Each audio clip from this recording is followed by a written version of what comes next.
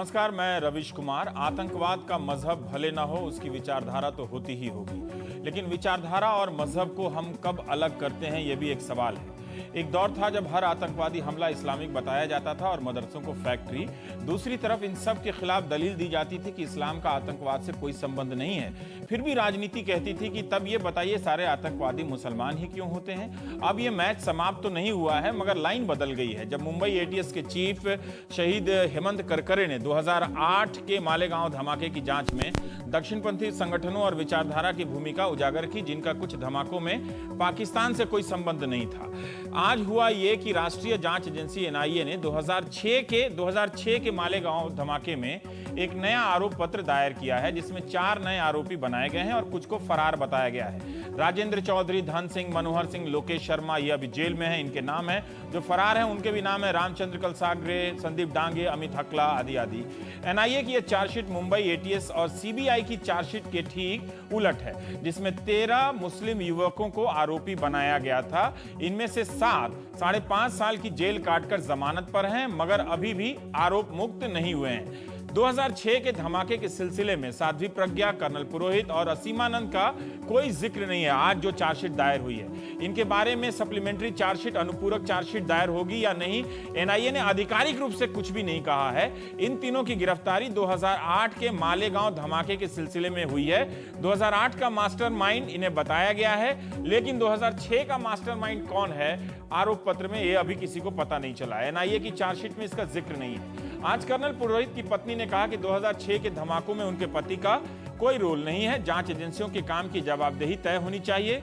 जाति या समुदाय के नाम पर फंसाने से मतभेद और बढ़ते हैं, इस बात से कौन इनकार करेगा। लेकिन यही बात तब नहीं कही गई जब 2006 में मालेगांव धमाके में 13 मुस्लिम युवकों को फंसाया गया।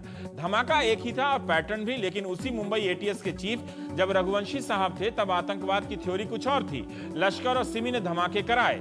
इन आरोपियों के मां बाप और कुछ पत्रकारों ने राज्य सरकार से गुजारिश की तो सीबीआई को जांच सौंप दी गई। तब कांग्रेस भी खुलकर इनकी वकालत नहीं करती थी, शायद माहौल का ख्याल करती थी। सीबीआई ने भी कहा कि एटीएस की जांच सही है, लेकिन 2008 के मालेगांव धमाके की ही जांच जब उसी मुंबई एटीएस को दी गई, तब तक चीफ बदल चुके थे और हेमंत करकरे ने किसी धमाके में दक्षिणपंथी समूह के नेटवर्क की बात कही। अब आप बताइए कि जांच एजेंसियों की रिपोर्ट की ये हालत है तो पता नहीं कि इनकी जांच से कौन बेकसूर फंसा और कौन कसूरवार बच निकला। अगर ये हाल है तो क्या अन्य धमाकों की भी इसी तरह से जांच नहीं होनी चाहिए? 2006-7 के सियासी माहौल को याद कीजिए। मक्का मस्जिद, अजमेर शरीफ, मुंबई ट्रेन, समझौता एक्सप्रेस, तमाम जगहों पर एक के बाद एक धमाके हो रहे थे। आतंकवादी हमलों का राजनीतिकरण हो रहा था। ठीक है कि अब सियासी थ्योरी बदली है कि आतंकवाद का मजहब नहीं होता, लेकिन क्या यह सही नहीं कि मजहब के कारण ही मालेगांव से पहले के तमाम धमाकों में एक ही मजहब के लड़के पकड़े गए और बाद के भी धमाकों में एक थ्योरी और भी चलती है कि हिंदू नाम वाले आतंकवादी या दक्षिणपंथी संगठनों के नाम आने से पाकिस्तान को मदद मिलती है। लेकिन क्या आतंकवाद पर राजनीति से घरेलू राजनीति को फायदा नहीं हुआ या होता है? कायदे से आरोप पत्र तो पहले की जांच एजेंसियों के खिलाफ भी होनी चाहिए थी। कमाल खान की रिपोर्ट ये लखनऊ से संबंधित है कि लखनऊ और फैजाबाद धमाके के आरोपी खालिद मुजाहिद की मौत पर उलेमा काउंसिल का कहना है कि कचहरी से लौटते वक्त खालिद को पुलिस वैन में मार दिया गया। कमाल खान अपनी रिपोर्ट में यह भी कह रहे हैं कि खालिद के शरीर पर चोट के निशान नहीं थे, मगर उन्होंने खालिद के साथ आ रहे आरोपियों ने बताया उन्हें कि ऐसा कुछ नहीं हुआ। पोस्टमार्टम में मौत के कारण का पता नहीं चला, लेकिन सरकार ने बयान दिया कि बीमारी से मौत हुई है। खालिद का मुकदमा लड़ने वाले वकील जमाल अहमद और उनके साथियों को फैजाबाद बार संघ ने बार के खिलाफ भड़काऊ भाषण देने के आरोप में निकाल दिया है। इन वकीलों का कहना है कि बार की मीटिंग में बुलाकर मारा गया और इन्होंने एफआईआर दर्ज कराई है। बीजेपी का कहना है कि वो अदालत जाएगी और झूठे मुकदमों में फंसाए गए मुस्लिम युवकों के मुकदमे वापस लेने के अखिलेश सरकार के फैसले को चुनौती देगी। इस भ्रम में मत रहिए कि आतंकवाद पर राजनीति नहीं होती है। सबने की है, किसी ने हरे रंग से जोड़ा है तो किसी ने भगवे से। लेकिन सवाल यह है कि आज के आरोप पत्र में नए नाम के सामने आने से आतंकवाद की हमारी समझ किसी नए तरीके से बनती है क्या? क्या अब हम नए नामों के संदर्भ में बिना विचारधारा, बिना मजहब और बिना सीमा पार के किसी आतंकवाद पर बात कर सकते हैं? हम प्राइम टाइम में बात करेंगे। हमारे साथ हैं कांग्रेस के प्रवक्ता शकील अहमद साहब, राकेश सिन्हा जी हैं, राजनीतिक जानकार हैं, विजय सोनकर शास्त्री हैं, भारतीय जनता पार्टी के नए प्रवक्ता हैं, मोहम्मद अदीब साहब हैं, निर्दलीय सांसद हैं राज्यसभा के, और आशीष खेतान हैं, खोजी पत्रकार, और इन्होंने अपना एक नया वेबसाइट भी अपनी एक बनाई है, गुलेल.com। नाम भी अजीब अजीब होते हैं। पर शकील जी, मैं ये जानना चाहता हूं कि मेरा यही सवाल था कि आज जो आरोप पत्र दायर किए गए हैं और जिनमें जो 4 नाम आए हैं 2006 के मालेगांव धमाके के सिलसिले में, लोकेश शर्मा, राजेंद्र चौधरी, धन सिंह, मनोहर सिंह, और कुछ फरार बताए गए जिनके नाम है रामचंद्र कलसाग्रे, संदीप डांगे, अमित हकला। इन सब नए नामों के आने से जो हमारी राजनीतिक दायरे में, स्फीयर में जो आतंकवाद की हमारी जो समझ है वो कैसे बदलती है? नहीं, देखिए, ये जो इन्वेस्टिगेटिंग एजेंसीज हैं उनको जो एविडेंस मिले होंगे उनका नाम उन्होंने दिया होगा। आमतौर पे एक बात इस मामले में कहना चाहता हूं, मालेगांव का मामला बड़ा ही साफ है। लोग आमतौर पे इस तरह के मामलों में सरकारों पर राजनीति करने का या इसका आरोप लगाते रहते हैं, कुछ लोग करते हैं ये बात, लेकिन इस मालेगांव का मामला विचित्र है। आपने भी अपने प्रोमो में दिखलाया।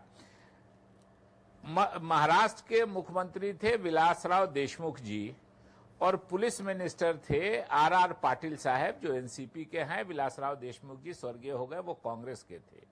उनके ही कार्यकाल में ये ब्लास्ट हुए थे मालेगांव के, और उसमें आपने जिन पदाधिकारी का नाम लिया, केपी रघुवंशी साहब, उन्होंने जब जांच की तो एक वर्ग विशेष के लोगों को पकड़ा गया। आपने उनको लगा, उनकी इन्वेस्टिगेशन में आया कि मुस्लिम समाज के ही ज्यादातर लोग उसमें इन्वॉल्व थे। मुख्यमंत्री वही थे विलासराव देशमुख जी, पुलिस मिनिस्टर भी वही थे। रघुवंशी साहब का कार्यकाल समाप्त हुआ तो हेमंत करकरे जी आए, और इन्होंने जो जांच की उसकी दिशा बिल्कुल उल्टी हो गई, और कर्नल पुरोहित, साध्वी प्रज्ञा और काफी लोग पकड़े गए।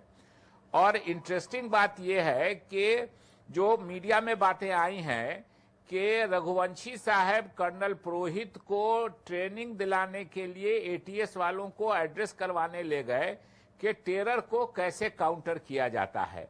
तो स्वाभाविक रूप से किसी चश्मे से इससे ये बात साफ है, किसी चश्मे से, किसी धर्म के, किसी राजनीति के, किसी वर्ग विशेष के चश्मे से आतंकवाद को नहीं देखना चाहिए, निष्पक्ष होकर करना चाहिए। किसी धर्म ने आतंकवाद करने की इजाजत नहीं दी है, उसको आपको अच्छा नहीं देखना चाहिए, हमको नहीं देखना चाहिए। मैं एक बात जानना चाहता हूँ कि ये जो जांच एजेंसियां हैं, देखिए, जो समय समय पर अपने अपने चश्मे से देख लेती हैं, आप बताइए लोग कैसे विश्वास करें कि ये वाला सही है, वो वाला गलत है? इनके खिलाफ तो कोई कार्रवाई ही नहीं होती है। सीबीआई, एटीएस, दो जांच एजेंसियां, और इनके खिलाफ इनसे बिल्कुल अलग खिलाफ क्या, वो एक एनआईए की चार्जशीट आती है और इन दोनों के खिलाफ कोई कार्रवाई नहीं। मतलब आप किसी को पकड़ लीजिए, किसी को बंद कर दीजिए। नहीं, वही मैं कह रहा हूं कि अब समय आ रहा है। इस तरह की कई बातें हुई हैं। एनआईए ने कई लोगों के खिलाफ चार्जशीट नहीं किया है। 8-8 साल, 10-10 साल रह करके लोग जेल से छूटे हैं जिनके खिलाफ कोई साक्ष्य नहीं है।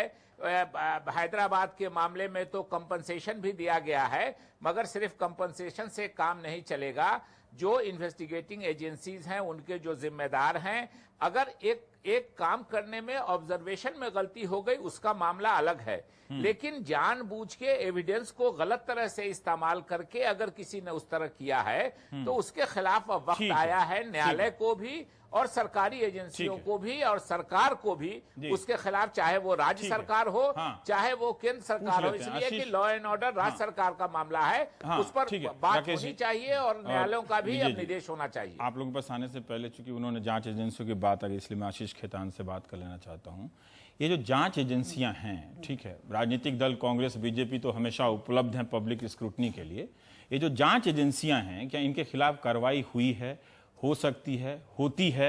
और इन्होंने क्या ऐसा किया जिससे लोगों को ये लगे कि पहले वाले भी प्रोफेशनल आधार पर चीजों को देख रहे थे और दूसरे वाले एक अलग मानदंड के आधार पर, वो भी तरीका पेशेवर हो सकता है, धर्म के आधार पर ये लोग नहीं देख रहे थे? मैंने पिछले सप्ताह करीब 400 पन्ने की public interest litigation Bombay high court में फाइल करी है, लेटर पिटीशन के तौर पर, जिसमें मैंने करीब 300 से ज्यादा दस्तावेज, आधा दर्जन एंटी टेरर एजेंसीज के इंटरनल रिकॉर्ड्स, जो क्लासिफाइड डॉक्यूमेंट्स हैं, जो कभी कोर्ट के सामने नहीं रखे जाते हैं, वो मैंने लगाए हैं। और मैंने 3 केसेस के बारे में अपनी लेटर पिटीशन में हाई कोर्ट से कहा है कि जांच करवाई जाए। क्या है ये? 7-11 ट्रेन ब्लास्ट 2006 में हुए, मालेगांव 2006 का ब्लास्ट, और पुणे जर्मन बेकरी।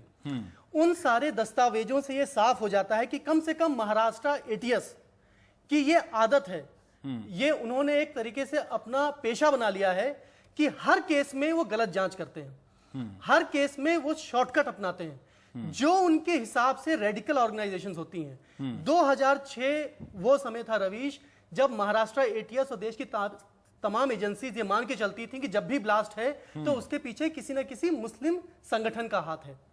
उनके पास एक लिस्ट रहती थी पहले से बनी बनाई, सिमी की, अहले हदीस की, और उनके मेंबर्स के, उनके पदाधिकारियों की वो लिस्ट रहती थी।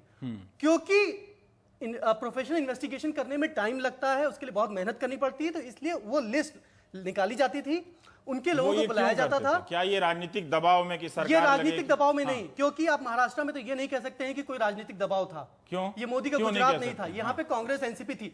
मैंने अपनी पिटीशन में ये साफ जाहिर कर दिया है तमाम लोगों के इंटरव्यू से, एक्यूज के इंटरव्यू से, कि केपी रघुवंशी, एन रॉय, जो उस समय जांच के सुपरवाइजरी अधिकारी थे, उनकी ना सिर्फ नाम ले रहे हैं, मैं दर्शकों को बता दूं कि उनका पक्ष यहाँ नहीं है, उनका पक्ष यहाँ पर नहीं है, लेकिन वो डीपली कम्युनल थे।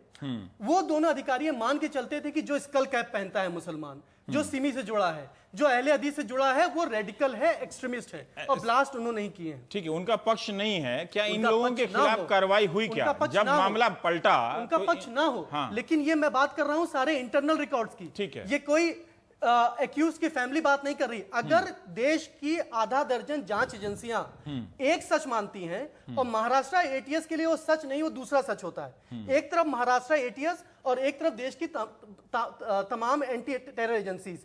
बाकी एजेंसीज की एक थ्योरी है, वो कोर्ट में कुछ और बताते हैं, महाराष्ट्र एटीएस उसको ट्वीक करके कुछ और बता देती है कोर्ट में। ये बहुत बड़ा जांच का विषय है, और आपने बिल्कुल सही कहा कि आज तक केपी रघुवंशी, एन रॉय या बाकी और भी अधिकारी जिनके ऊपर सवाल उठे हैं आज, उनकी क्या कोई जांच हुई है?